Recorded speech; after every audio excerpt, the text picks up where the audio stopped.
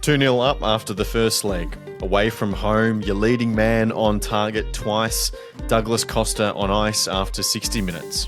Job well done. Sydney FC in a very commanding position over Jeonbuk halfway through their quarterfinal tie in the AFC Champions League Two. Bye on the weekend, rest up, go again in Sydney on Thursday night.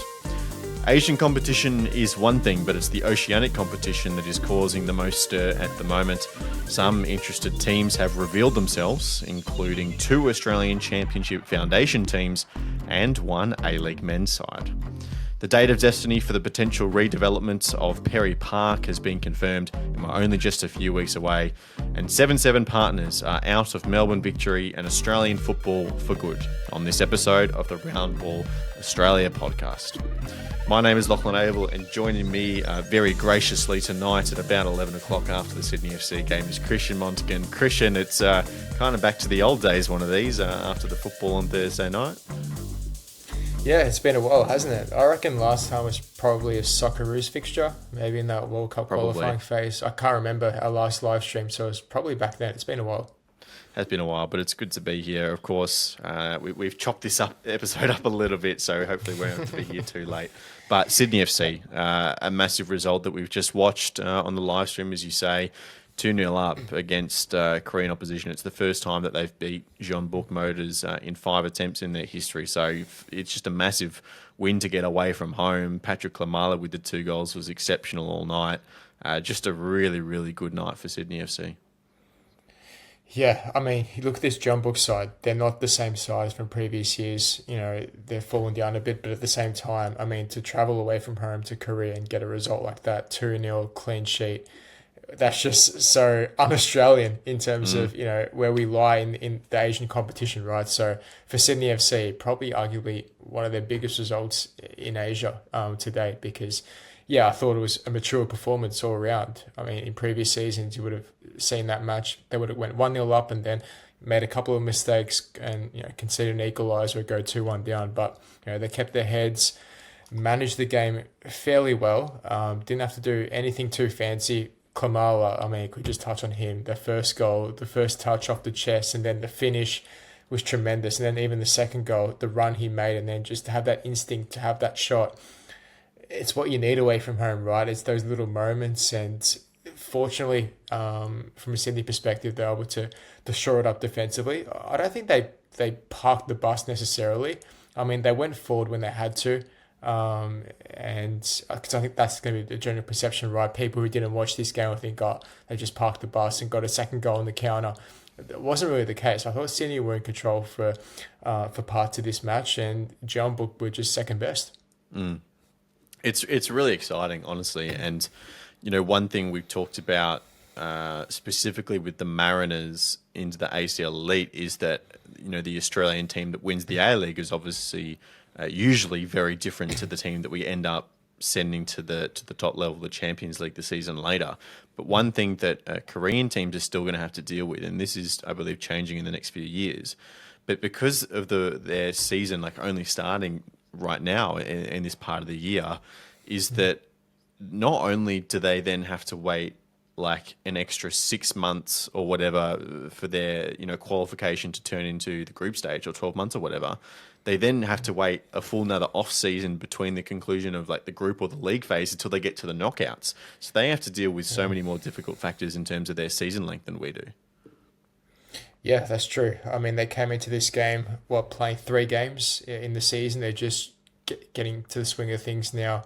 And that's been the case for a while, right? But for Sydney, obviously having played the majority of the season already, heading into finals, you could argue that Sydney are in their peak, right? Whereas Jeonbuk, you could tell they were a bit rusty, especially in those first minutes where Sydney really started to be on the front foot. They wanted to get on the ball early, wanted to dictate, and you could tell the difference, right, in terms of the match play, the physicality, the fitness, and that's the advantages that you get for playing, you know, most of the season. And Jeonbuk, on the other hand, just slowly getting into it. And yeah, for Jeonbuk now, having to travel away from home in that second leg against Sydney, it's going to be a test because Sydney have this bye coming up. Jeonbuk have to play in the league and then travel back to Sydney. So yeah, it's going to be a very tough ask for them to see Sydney bottling this 2-0 lead. But again, it's Australian football. I don't want to jinx it. I'm not 100% confident as of yet. I still need Sydney to score one more goal for me to really say, okay, that's a wrap. But yeah, hopefully they can bring it home. A lot would have to go wrong. You have to think, because of their position in the league, they're almost coming home with 2-0. There'd be some thoughts in the back of Ufuk Talay's mind saying, well, actually, there's only a couple of days break to Wellington on Sunday. That's a game that we really have to win to make sure we can get into the final series in the A-League. What's the balance of the perfect number of players to kind of rotate through in a tie where you're already 2-0 up and playing at home? That's a very fine balance to run, because if you get it wrong, all of a sudden you're out of this competition you've worked so hard to win. Yeah, that's the big worry I have. How many changes is he going to make to the lineup? We saw this game, right? He went unchanged from the weekend against MacArthur, so you could tell it was smooth sailing, right? It was a seamless transition, and you can tell right from the get-go they were in chemistry, they were in sync, and that was the opposite for Jeonbuk, right? They were still trying to find their mojo, and their link-up play was a bit off at times. So yeah, I guess that's the balancing act that Tale has to consider. I hope he's not too smart with it. Just treat it as a 0-0, right? Like it's 0-0 half-time. Just do the job for the second half at home, and you should be okay. What's the limit for... because obviously you can't change your squad, right, in between first and second leg. So obviously he can't change it too much, can he? Well, I mean, you will have submitted a squad for this phase of the competition. I think you'll be able to select any players. It's not like you have to keep the same starting 11 or anything. Right. So it's not like Europe, for example, where you can't switch, like they submit a 20-man squad or a 23-man squad. No, it is. But it's the squad. There's no Yeah. limitations on picking a team from within that squad, though. Yeah. So, I mean, like obviously he can play a few youngsters, but I mean, how far are you going to go to risk that, right? Like how many youngsters can you play until you cut that fine line? So I think he will find the balance. I'm pretty confident in that. He's an experienced coach already. He knows his team inside and out. And yeah, I think, like I said, that bye will really give Tale some confidence, right? Because he's not going to have to worry about the weekend and say, okay, if I cop a couple of injuries here, how am I going to change my side? If all things go according to plan during training, then it should only be 2 or 3 changes max. I still want them to go out with that same intensity that we saw, especially in that first half, which helped them get that 1-0 advantage. And yeah, you shouldn't really see too many problems, I hope. Yeah, I think somewhere around that 2 or 3 is probably the right mark. Like that would be a perfect opportunity to start Adrian Segacic, right? And you could probably bring Corey Holman in as well. Like you're not really weakening your team too much there, but a little bit of rotation going into Wellington. Again, only a 3-day turnaround, so it's pretty tough. But they're looking in a pretty good spot, right? And it's just so fun. Like we kind of talked about this in the same way with the under-20s away at the Asian Cup, right? Like it's actually just really fun watching a team. And for the example, for the under-20s at the Japan game, right? Japan is a team that we've really traditionally struggled with in international football. To go out and just beat them like well. And Sydney FC travelled away in a quarterfinal of an Asian competition to Korea and just beat them and beat them like well. Yeah, you're right. I think there's levels to it though, right? Like the next stage is, can we see the Socceroos beat Japan? Can we see a side like the Central Coast Mariners compete against the Korean and the Japanese sides? Like that's the level we want to be at. ACL 2, yes, it's still a big competition, don't get me wrong, and we want Sydney to do very well because of the coefficient points and all of this, but I think there is levels to it, right? Because like I said at the start, this isn't the same Jeonbuk side as we've seen in previous seasons. I think that's obvious to see in terms of like financially. I don't think they're as strong, so that's limited them a bit. But take nothing away from Sydney. This is a tremendous performance away from home, and they should take so much confidence away from it. I thought Anthony Caceres played a good game as well, who'll probably be one of those who will fly under the radar. I thought he was okay. And yeah, just as long as Tale doesn't change the defense, that back four for that second leg, he can make 2 or 3 changes, whether it be in the midfield or in the final third. But yeah, I think the balance should be there. I think Devonish Mears as well, someone else who had a good game, someone who the first leg of the round of 16 game against Bangkok really struggled, right? And it was almost at the point where we were saying that Ufuk has to make a decision of maybe it's time to bring Redmayne back in for that second leg, but you stuck with him. We were talking about that theme of goalkeepers in the A-League recently of sticking with youngsters and it paying off, and I think that rang true again. But yeah, really good result for Sydney FC. We'll wait eagerly for the second leg next week, but they do have that bye in the A-League to rest up, which is great. Hopefully they can push on to a semi-final, which it looks like will be against Sanfrecce, as we predicted. They won 6-1 in the first leg of their quarterfinal. No Tolga Arslan in that team, actually, surprisingly. He's been playing little bits of minutes off the bench recently, but not in that squad at all. But Valère Germain did come off the bench and nab a goal as well. So that will be a fun reunion to see if it does play out that way. Some other big news this week. We talked about it towards the conclusion of last Tuesday's show. This OFC Pro League, new league in Oceania that's backed by FIFA and personally by Gianni Infantino, is coming in January of 2026. We know that 4 Australian teams put their hand up for expressions of interest. My understanding is that 2 of them are NST or Australian Championship Foundation teams in Marconi Stallions, and definitely South Melbourne. We've heard that from the CEO himself. And then also Sunshine Coast Fire as well, who were part of the Australian Championship process but did not get selected. South Melbourne, Christian, I want to focus on them. I wrote about them on the website during the week. They're the one who's gone public with this the quickest and put some quotes out in the public sphere talking about, joining this Pro League. Obviously, they have a very rich history in Oceania competition. They were the Oceanic Team of the Century in the, I don't even know what you call it, previous century, 20th century. But, they obviously want to, strive for bigger things as a football club and try to put themselves back on the world football map. And look, this theoretically is a good way to do it, but given the commitment they've just made to this second tier of Australian football, it seems to contradict that a little bit for me, because this OFC Pro League would run from January to at least June or July. And if we do get a home and away Australian Championship, then that's a little bit of conflict. That's why I was in two minds about it. I was surprised and I wasn't surprised when I heard the news that South Melbourne put their hand up for this, because, a club like that, they pride themselves so much in their history, right? And Oceania, they've performed so well in the past. Obviously, the days when Edge Postecoglou was there, and, they really, reminiscent of those times. They want those good old days back, don't they? It was like when they wanted to rejoin the A-League when it first came to fruition, and now coming into the championship, they really want to get involved, right? They feel as though their pedigree is enough, their history, their standing in the game is enough to really take the next level. And so now they want to enter this competition. For me, it's more beneficial for these island nations, right? The Samoans, Papua New Guineas, for South Melbourne. Like, what advantage are they really going to get out of it? I'm not too sure. Like, you've written about this, Lockie, on the website. I'm keen to hear your thoughts and why they've taken down this route.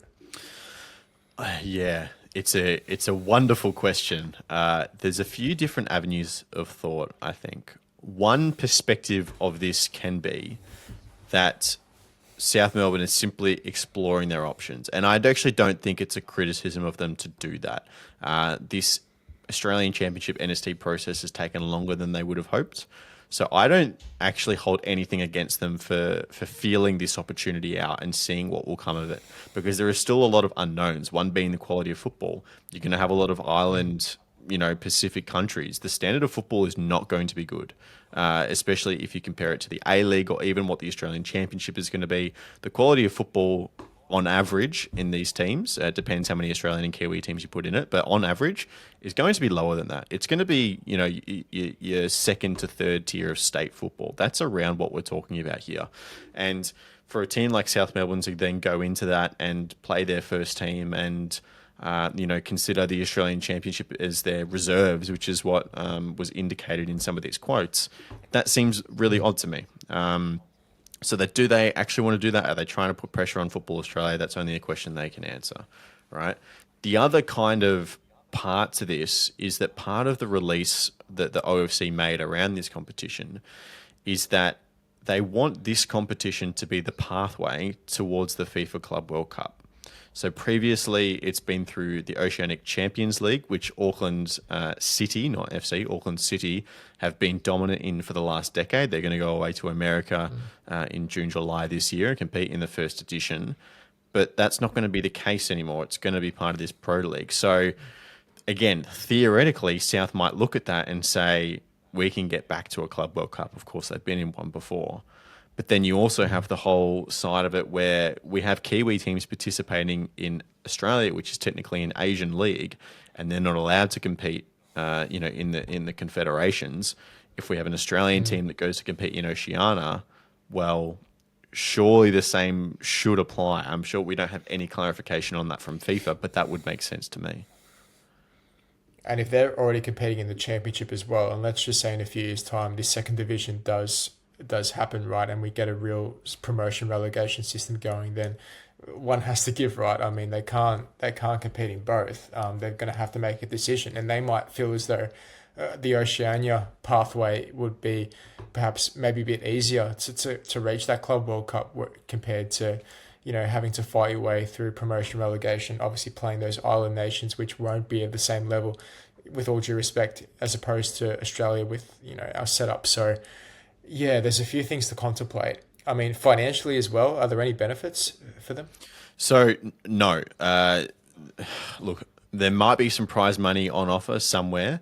How this is going to work is that all the Pacific Island teams and the New Zealand teams, FIFA are going to underwrite their participation, but they're also branching out to Hawaii and Australia purely for kind of marketing and relationship purposes, and those clubs will be responsible for funding their own participation. So South Melbourne would have to fund this themselves as well.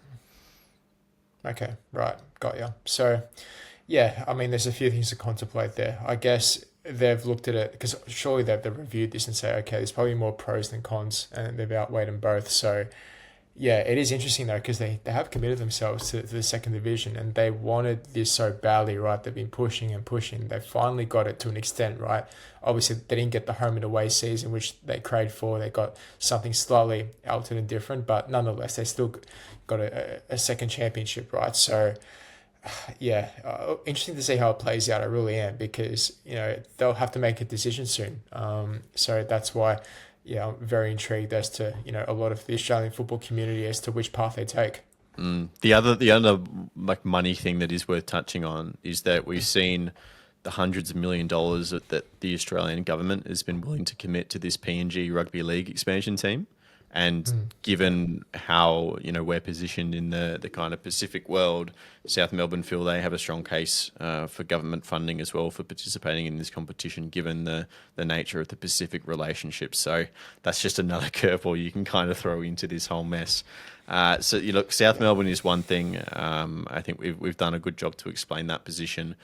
The other interesting one, which hasn't got a lot of a conversation, at least in Australia, is that Auckland FC have also been a team to confirm themselves that they are one of the 6 New Zealand clubs to have expressed interest in this new league.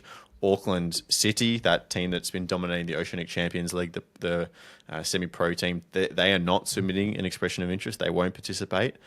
But to have an A-League team then come into the mix, that also just asks so many questions, Christian. Yeah, it's almost at the point where if they do decide to go down the Oceania path, they probably have to stick there, right? I mean, because they are a New Zealand club, it's hard. Because at the same time, they've brought so much to our league, right? The fans have been tremendous. The stadium rocking in the first season, and they've barely been there for a season, right? Under Steve Corica, they've been amazing, a breath of fresh air. So, yeah, it would be a disappointment to see them, jump ship. But yeah, again, like, they've committed to the A-League. Like, I just can't see that really becoming a possibility. And that's why it sort of boggles my mind that they have put their hand up and said, okay, we are interested in this. Whether they're just sort of, putting their hand up, but in the back of their mind saying, oh, we're not really going to, but we want to do it anyway, just in case, just to put it out there. I'm not too sure. They might be the same for South Melbourne, to a lesser extent anyway. But yeah, I think once more news comes to light and we really start to know the clubs who are actually involved officially, then we can really start to delve into it, ask some questions, and I'm sure we'll get some club statements as well to, define their positioning on it. Yeah, it's that is a good point. It's like this is an expression of interest. If you didn't submit one now, then you definitely can't play, right? But you can always pull out. It's like you're cooking your dinner. You can always you're not put in tying more. yourself to it as in you have to do it. They're just putting their hand up to say like we're interested. Yeah, You can always put in a bit more spice later on, but you can't take any out. So you got to be in the game. You got to buy a ticket if you want to win the lottery. So again, from the South Melbourne perspective, I actually understand them kind of exploring all their options. For Auckland, it would have to be both. There is no way you are leaving the A-League. They've paid millions of dollars for a license. They're not just going to walk away from that. And they would lose, honestly, probably a 10 or at least more thousand fans. Because what are you going to do? You're going to play games maybe once a year in New Zealand because they're playing this circuit model where they go away and play games against people in central locations. What are you as a football club if that's your one competition, right? From Auckland's point of view. So it would have to be both. Then it's like, well, okay, what do you do in those months where the A-League overlaps the competition? The final series for the OFC Pro League would be a few months after the conclusion of the A-League. Maybe that works out. How do FIFA feel not only about playing in technically two top-tier professional competitions, but in different countries and in different confederations? Like that goes against all the rules of like football classification as we know it. The idea that Wellington and Auckland also don't have a path to the Club World Cup is something that really doesn't sit right with me. But to play both sides of the fence is definitely not the solution. I mean, that'd be the number one thing, right? That path to the Club World Cup. I mean, you can't possibly be a club without that option, right? I mean, imagine being a fan and thinking, like, we can win the A-League for 100 years straight and we can't like, make the Club World Cup. It's just insane, right? When you put it in that way. So, but at the same time, to play both, wouldn't that take a toll? Despite it being, with due respect, lesser opposition, but I still assume there'll be a couple of teams in there, like South Melbourne, for example, if they do happen to get in there. It's not going to be all easy. Yeah, the top end would have a little bit of quality for sure. Yeah, for sure. So, again, they'll lose a lot of money with the licensing stuff, and they've invested so much in it, with Bill Foley. So, again, I think it's just a matter of, okay, we're just going to dip our toe in the water, see what comes of it. Let's test it out. Maybe talk to some people behind the scenes and see if it might be a possibility to juggle both. If not, then I see nothing but them just staying in the A-League. For South Melbourne, might be a bit of a different story, considering obviously they've only just entered this national second tier. Yep. All right. Fascinating story. It's well worth classifying. Just again, for the record, this is very early in this piece, and we're not suggesting that Auckland FC are going to leave the A-League at all. But it's just a fascinating development in oceanic football at the moment, and it's causing a bit of a stir, to be fair. So interesting story. We'll sit and watch. Christian, another big thing coming up in an Australian football sense is the conclusion of the Queensland government's 100-day review into the Brisbane 32 Olympics infrastructure plan. And obviously from a football perspective, Perry Park, or at least a Tier 2 stadium in Brisbane, has been a big talking point, not just of this review, but in football for the last probably 2 or 3 years or so. And we have a colleague of ours, Kevan Sangster, who's done a really good piece, which is live now on the Roundball Australia website, talking about this issue in the couple of weeks leading up to the reveal of the review. I caught up with him a little earlier today. All right, Kev, thanks for joining us. We're only a couple of weeks away now from when we'll see the published version of the 100-day review into the infrastructure for the 32 games. Where do we sit on Perry Park, or as we've noted, just a general purpose-built footballing infrastructure piece as well? Okay, well, thanks for inviting me along, Lockie. It's nice to be here again. So just to get people up to speed, obviously the Olympics is happening in Brisbane in 2032. And the other thing that's happened, or has happened for many years, is that the Brisbane Roar, which is the only A-League representative in Brisbane and in Queensland actually, play at Suncorp, and frankly it's too big. So what they're trying to do at the moment, in conjunction with Football Queensland and Football Australia, they've put a submission to the state government saying, hey, Olympic Games are coming up, you're building infrastructure or you're looking at redeveloping infrastructure. It would be really great if we could get a purpose-built, I think the term is boutique stadium for Brisbane, that we could use for football, because that would be ideal for the Raw. And the one name that's been mentioned loads of times locally is Perry Park, which is where a team called the Brisbane Strikers play. It's only a small venue, it's 5,000 people, but it's got great transport links. And so that's they've not said that in the submission, but that's really what they're after. So one of the things that's often been criticised of football, well, at least by football people, is that it doesn't receive its fair share of public funding from government, right, in comparison to other sports. And one thing that Annika Wells has said is that too often there are different parts of football appealing for different amounts of money in different places, right, and really called for a unified voice.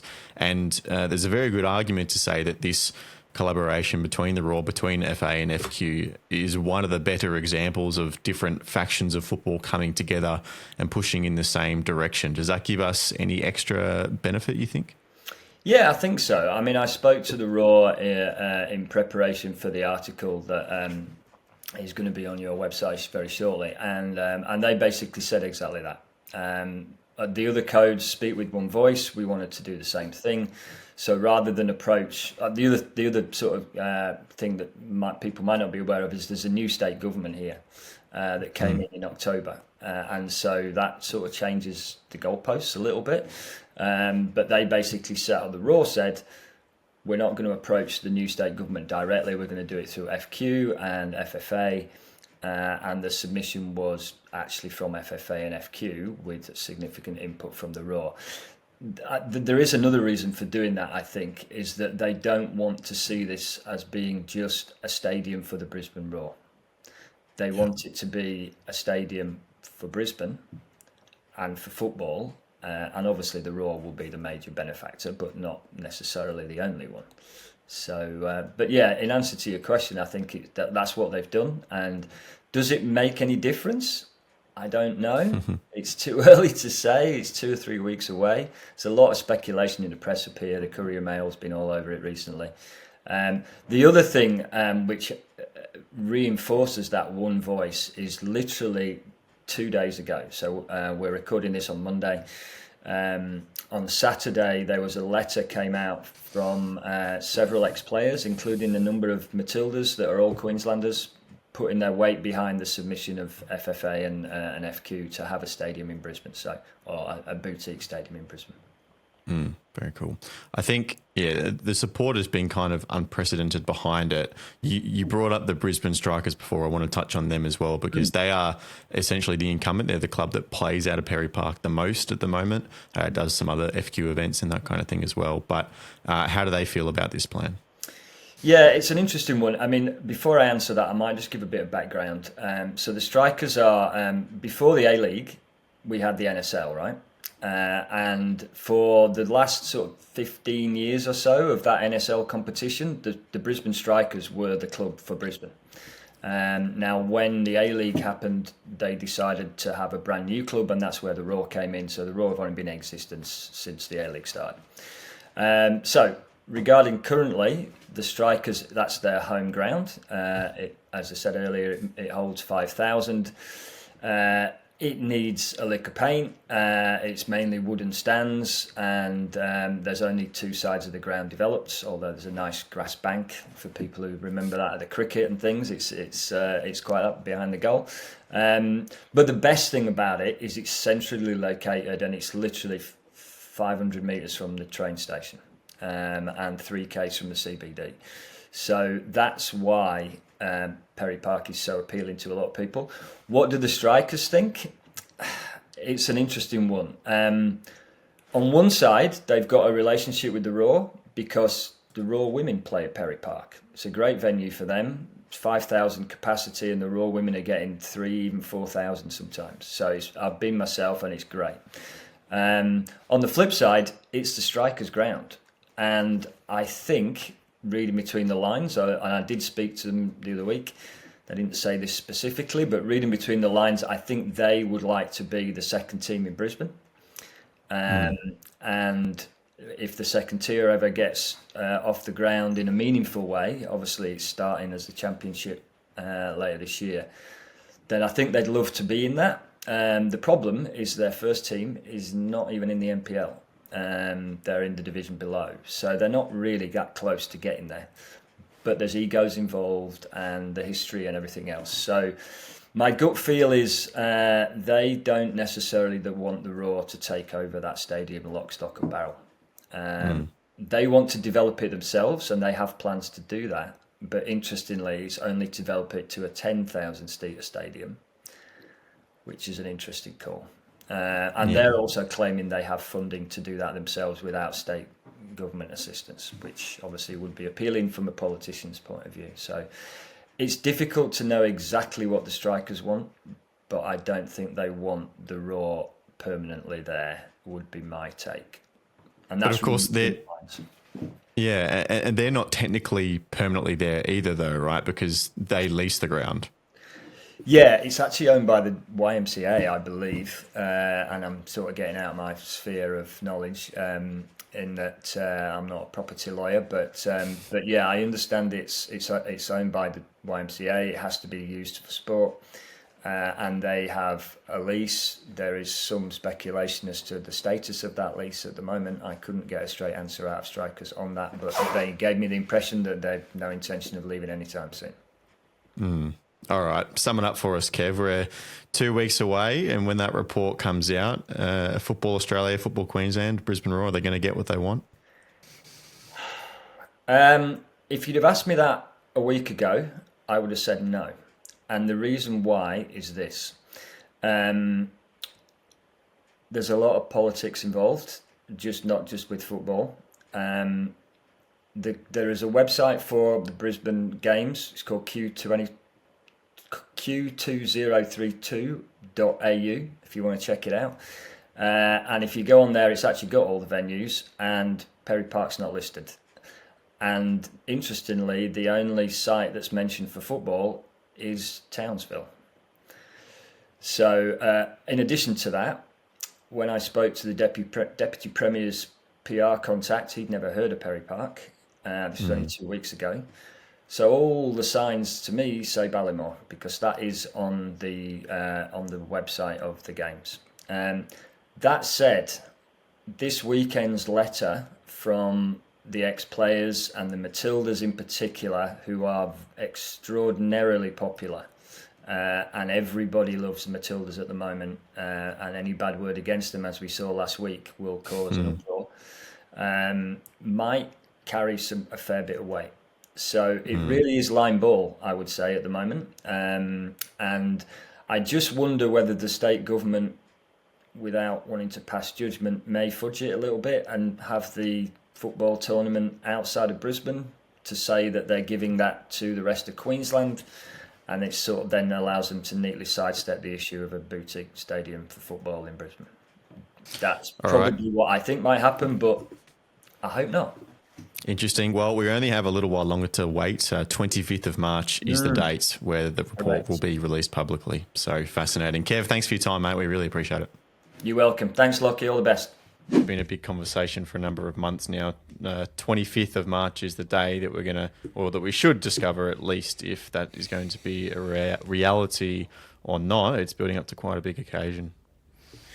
Yeah, I mean, there's been so much discussion around Perry Park over the past, 12 months or so, to make it this boutique stadium. You had that chat with Kev, that 10-minute chat, and I thought what he said was spot on, right? I think politics is playing a role in it, and that's been the case, for all sports, really. It's that football has really been lacking that investment, and it's a 5,000 seat capacity. It's great for an A-League women's match, for example, in the Brisbane Strikers. Obviously, it's their home as well, but in order to take, football in Brisbane to the next level, you really need to start investing in a stadium like Perry Park, give it that upgrade. And then from there, I think there's a bright future. It's just that everyone needs to be on the same page. And recently they haven't, and that's why the talks have just been going around in circles. So hopefully on the 25th we get a real understanding of where this project's heading. So one of the finer points that Kev goes to talk about in his piece that is written on the website, and this is closer to the Brisbane Strikers' point of view as well, is that it's not only Perry Park. That's not the only way we can achieve a boutique stadium. They have their own plans for what they want to do with it. The idea is that we need some kind of tier 2 football infrastructure in Brisbane, right? And of course, many people point to Perry Park. I think you and I are on board with that plan as well.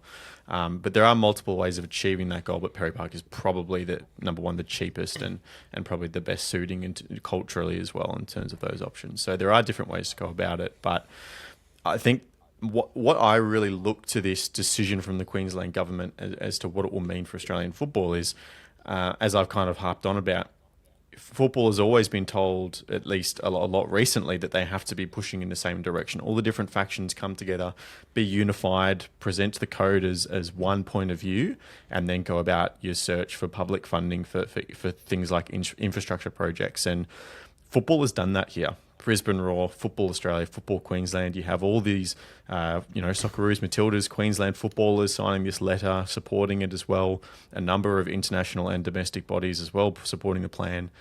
Everything that people have kind of asked football to do, and Annika Wells, the sports minister for one, they've kind of done it. So if Perry Park or a Tier 2 stadium doesn't eventuate, it feels like we then have a little bit more leeway to point some figures and say, we actually did what you wanted us to do. So what else do you want, really? No, you're right. I think it's going to be, finger pointing behind the scenes as to actually why isn't this going ahead, right? Because the money's coming in. It seems to be an agreement from what we're seeing from the outside. It would be a real shame if it doesn't pull off and there isn't a real, substantial development in the area of Perry Park. And Kev mentioned it. It's in the regional area. It's in the city, right? It's in heart of the CBD. It's like what I think you said 3 k's in the CBD, 3 kilometers. A 500-meter stop from the train station. Like these are all things that attracts the local community, right? It's a great location to really pinpoint your future towards, right? Suncorp's great, but 50,000, especially in the state that Brisbane's in, it's not really the way moving forward. At least I don't think anyway. So Perry Park, it's got all the ingredients to really, make something special. It's just, can everyone get together, band together and really push this forward? We've seen the home of the Matildas here in Victoria, how, the government were able to get an agreement in with the Matildas, and that's now their new training facility.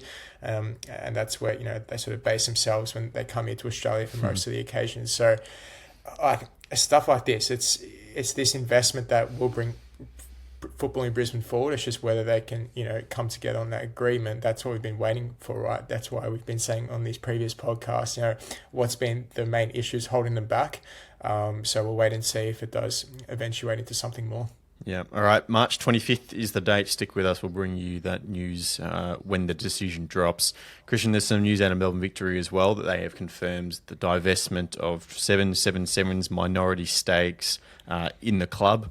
ACAP is the holding company that most recently had possession of the shares. There was a whole thing. Obviously, 777's story goes much bigger than just Australian football. It has had a worldwide impact. They lost control of a lot of their footballing assets a little while ago, and it seems that we're finally removing ourselves from that chapter of Melbourne Victory's ownership. Yeah, so 777, obviously an American investment company. They had a minority shareholding stake in the Victory a couple of years ago where they reached an agreement. And it was only a few months ago where an outlet reported that they went insolvent, and that really raised alarm bells. And we also posted the news on Roundball Australia at the time. And me personally, I had a lot of question marks about it. It was just... I think the club can be very thankful that it wasn't the majority shareholder stake, because then I think we'd be looking at a very bleak scenario. So I think they could be thankful on that front. Yes, they would have definitely lost some money, in the short term whilst that deal was in place. But at the same time, do you think Melbourne Victory themselves would have lost money? Because I don't know the ins and outs of it, but if you lose a shareholder, did ACAP? They haven't really said, did ACAP sell them on? Do they go back to Victory for the Victory management to sell on? Like, that hasn't really been disclosed, right? I mean, I guess, but I just feel as though Yeah, I mean, what was the actual percentage of the shareholder? 19.9. 19.9. It's still, I still feel as though it'd impact the club in some sense in terms of like being a vested shareholder. I think obviously the value drops and all of this. And once that news broke, like I said a few months ago, I think panic buttons would have been pressed, right? So that's sort of where I'm coming from. Whether they would have lost crazy amounts of profit, I'm not saying that, but just in an overall market perspective, right? So yeah, again, I'm like you, I don't know the full ins and outs of the financial statements and all of that, but I'm sure it would have had some detrimental impact in some sense, right? But at least now they can look forward. They've made this decision, and I think it's the right one. They can move forward, letting go of that 19.9%, and then obviously find new shareholders and move forward from there.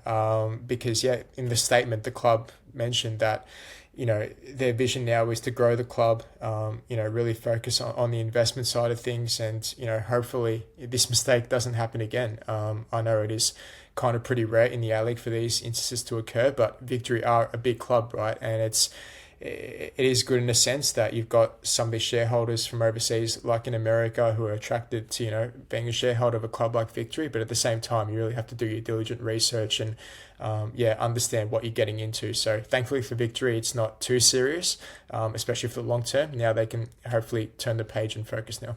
It's interesting because I think over the past maybe 5 years or so, maybe even stretching to 8 or 10, Melbourne Victory kind of just as a football club in their actions and how they're conducting their business have almost fallen behind a little bit some of their competitors. I think definitely Sydney FC, I think they're the model for a really big successful club in the A-League at the moment.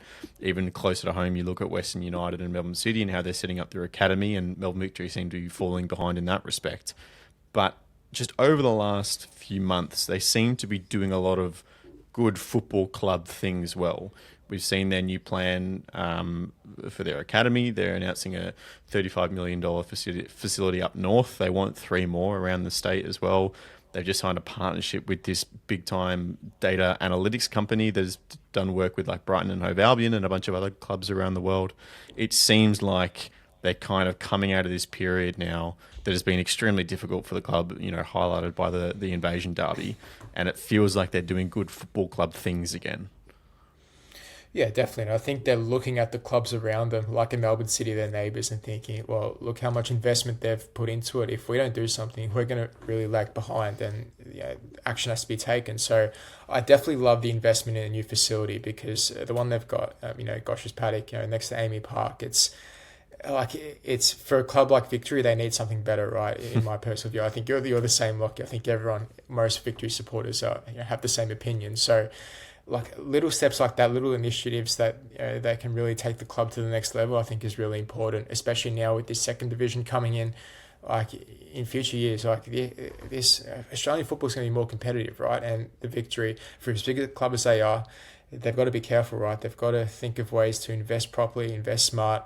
And I think they're doing it at the moment. A couple of years ago when Anthony DiPietro left, I had a couple of question marks. I thought he was a really good chairman for the club. Since his time there, basically spent his entirety there at the Victory. He was made some really good decisions, and then from there, the club sort of started to unravel with a few coaches, and the decisions at the top were really questionable, right? So I think now they're starting to get on the right foot again, which is great for the club. So hopefully it continues, and these ideas such as a training facility can really come into fruition, right? It's all well and good, mapping out the ideas and saying, we want this, but can you actually act on it and go through with the initiative? So we'll wait and see. Yeah, I think this also puts to bed any concerns that people might have had over the future of the club after we learnt those reports of the $10 million losses. If they're making plans for these things, they still very clearly have the capacity to spend, which is the important thing for the survival of a football club. But obviously, Victory want to do more than just survive.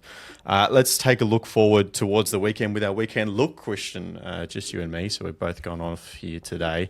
Starting with the burning question, of course, and look, mine, I'm going to kick us off, is that Do the Jets even go close to Auckland on Sunday afternoon? It's this really weird scenario where Auckland are really flying high. From my perspective, won the Premier's plate, at least put it pretty firmly beyond doubt last weekend with a point against Adelaide. Coming up against the Jets, who have won 3 in a row, and they've been halted with their momentum by the bye again, but they are a form team, so you can't write them off.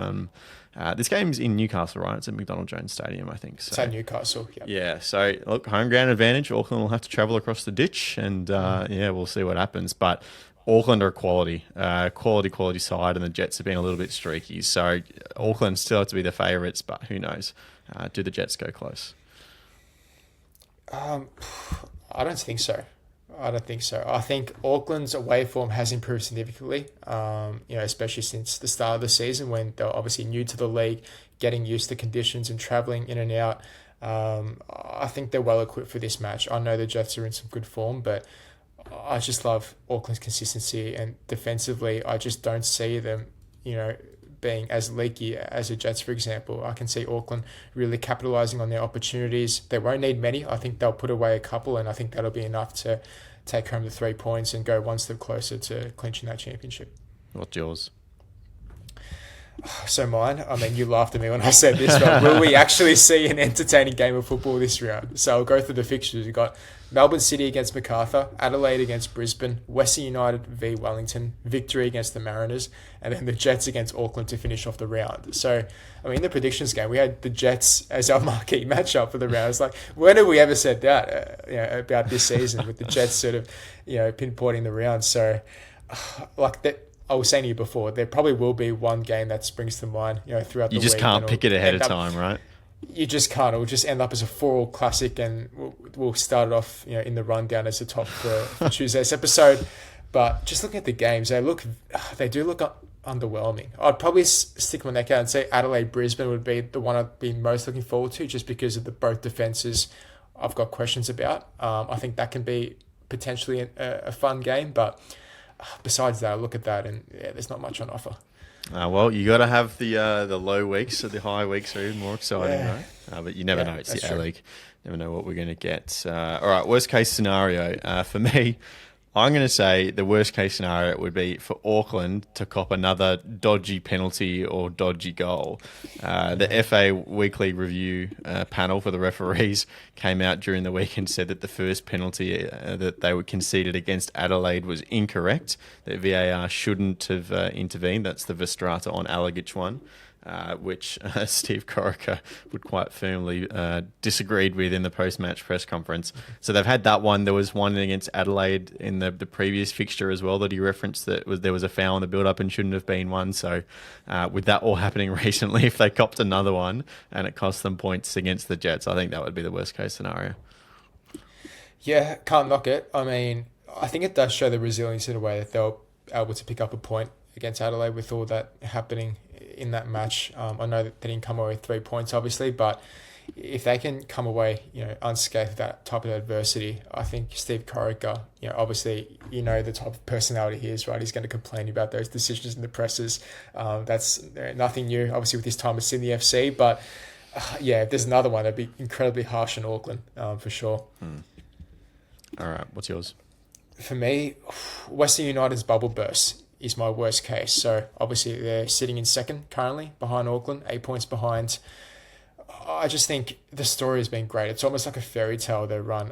To be second at this stage, like after 18, 19 rounds, whatever, how many games they've played, it's remarkable, right? Considering we had them in the bottom 4, maybe some in the bottom 2, even wooden spooners, and to produce the results they've been, displaying with the youngsters they've got at their disposal. I think Alois has done a tremendous job. But playing at home this week against the Phoenix, if they start to drop points here, then, it does raise some concerns to me moving forward. Are they, not necessarily a lock for finals? I think essentially they are there, although it is pretty tight in that sort of mid-table pack. But it give me questions as to how resilient they are mentally. And if they do make finals, if they're dropping points to Wellington at home, who we know are really struggling at the moment, how are they going to face against an Auckland or a Victory or an Adelaide? So these are the games that they've got to really knuckle down and get 3 points and really show that they are serious this season. All right, finally, a ping from distance. I'm just going to say the Mariners for a win. I just think of all the games where we've got these kind of teams in finals playing teams out of finals this week. The Melbourne Victory form line is probably the most unattractive for one of those top teams for me. And I just see the Mariners getting it done. They've had a knack of, despite all the troubles they've faced this season, staying in games. We know they have the most draws by far of any team in the A-League men this season. They're probably going to hang in it, and if Melbourne Victory play anywhere close to what they did last week, then I think the Mariners will probably get the job done and potentially knock Victory out of the 6 as well.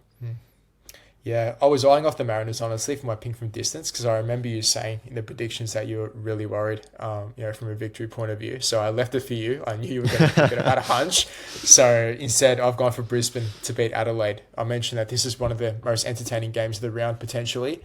So Brisbane away from home, we know the flood situation over there. Unfortunately, they're going to have a couple of players missing reportedly. Berenger and Halloran, I believe.